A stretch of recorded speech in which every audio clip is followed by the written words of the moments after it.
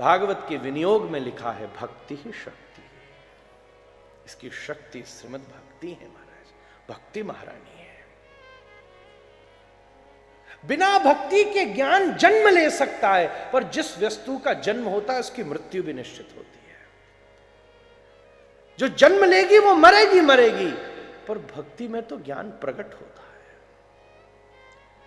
जो वस्तु प्रकट होती है उसकी मृत्यु नहीं हो सकती।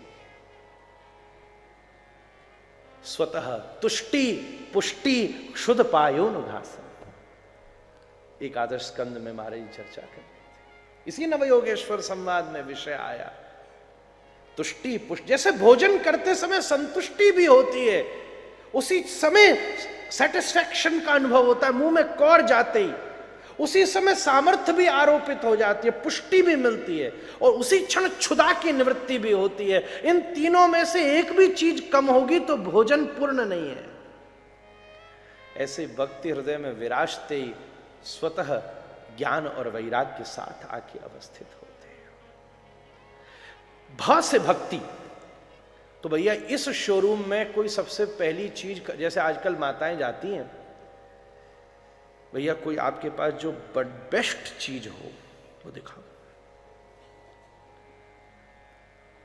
इस सभा की बेस्ट चीज दिखाओ।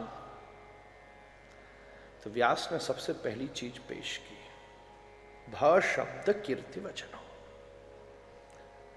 अगर आप में सामर्थ्य है तो भक्ति ले जाइए। अच्छा, क्या आप दान करेंगे? क्या उसकी परोसाई होगी?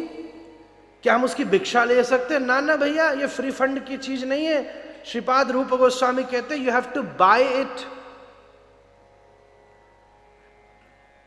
लौल्य मात्रमपि मूल्य केवल, लौल्य का मूल्य देना पड़ेगा।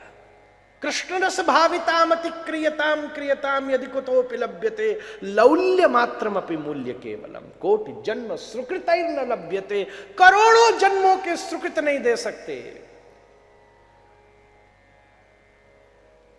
माना अनेक जन्मों के भाग्य कथा दे दें, भाग्य का कमल खिलता है तो सत्संग मिलता है, व्यास जी ने कहा। पर कमल भी कब खिलता है? रात्रि के एकांत में अंधेरे में विकुचित हुआ वो पुंडरीक प्रतीक्षा करता है प्रभात में भुवन भास्कर के उदित होने की। और जब भास्कर उदित होकर अपनी आरुषि का स्पर्श करते हैं तो वो विकुचित पुंडरीक उसे देखते ही विकसित हो पड़ता है। भाग्य का कमल भी तो तभी खिलता है जब श्री गोविंद कृपा का सूर्योदय हो गया, नहीं तो सत्संग कहां मिलेगा? मूल्य दीजिए, है लौल्यता का मूल्य, उत्कंठा का मूल्य। उत्कंठा के बिना भक्ति प्राप्त नहीं हो सकती। हो भी जाए तो उसका कोई अस्तित्व नहीं रह जाता। अतीव महाराज,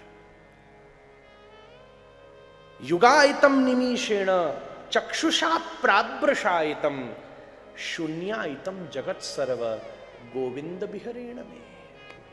श्रीमन महाप्रभु क्या